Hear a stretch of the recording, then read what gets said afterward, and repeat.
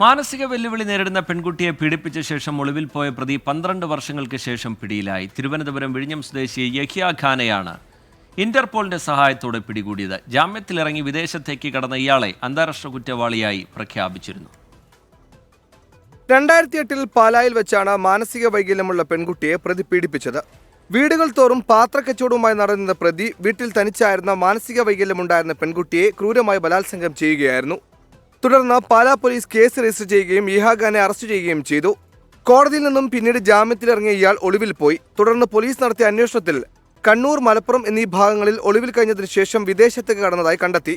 ഇതോടെ യഹിയ ഖാനെ വിദേശത്തു നിന്നും പിടികൂടുന്നതിന് വേണ്ടി ജില്ലാ പോലീസ് മേധാവി കെ കാർത്തിക് ഇന്റർപോൾ റിപ്പോർട്ട് സമർപ്പിച്ചു.